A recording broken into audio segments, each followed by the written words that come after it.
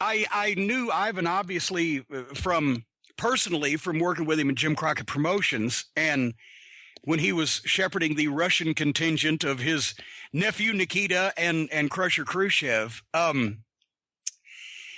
Ivan, he was one of the biggest names in the business, and it can't be understated how shocking it was at the time when he's the guy. He will always be remembered as the guy that beat Bruno Sammartino in Madison Square Garden, because in over 20 years, there was only one, and that was Ivan Koloff. But he was a great worker, a great gentleman, great person.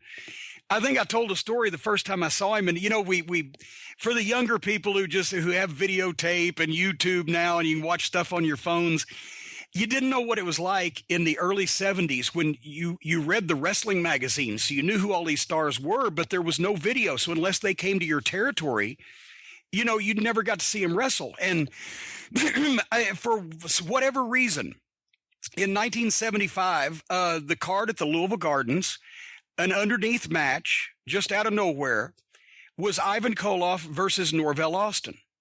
And Norvell was a heck of a worker and one of the original Midnight Express members, and his tag team partner, Sputnik Monroe, et cetera, et cetera. He was a great talent, but he was nowhere near on a national level or nationally known, or, he'd never been in a spot like that as Ivan Koloff. And I thought, oh, okay, Ivan Koloff's coming in the territory, and this is going to be exciting. And it was one of the better matches, if not the best match, maybe on the show. Ivan was taking these big backdrops for Norvell, and Norvell was a guy who could do a backflip off the top at that time and hit you with a drop kick and all that stuff. And they had a great match.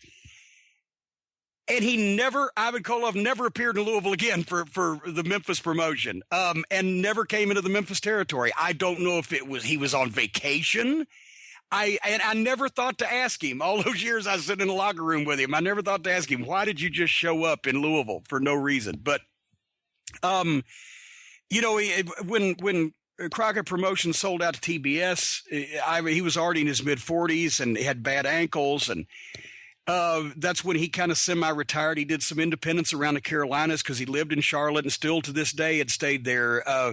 A lot of guys, when they moved to Charlotte, they never wanted to leave. It was so great to live there. But, he was just a nice man. And I've seen him, regularly at the Charlotte Fan Fest and a few other things, over the past several years, and his wife, Renee, and always, as soon as he'd see a big smile, and he'd been doing poorly as far as getting around the last few years that I saw him with a cane or a walker or whatever, just the working that long and the big bumps that he took, caught up with him. And I guess now he had other health issues, but anyway, Ivan Koloff. And I was, truthfully, cause I don't keep up with these things as closely as I should, I guess. I was shocked when everybody on Twitter was like, well, why isn't he in the WWE Hall of Fame? I thought he already was. I couldn't imagine why he's not. And I don't have any knowledge of any heat. I never heard, Vince McMahon in his living room or whatever going, that fucking Ivan Koloff. I don't know that there's any heat, so I don't know why that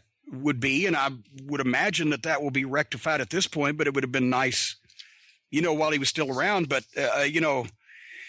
he was a big deal for a long period of time. And he and as we talked about, he and Billy Graham and Ernie Ladd were the trilogy of terror as far as the rotating top heels in the mid-70s there in the WWF territory when they were doing huge business.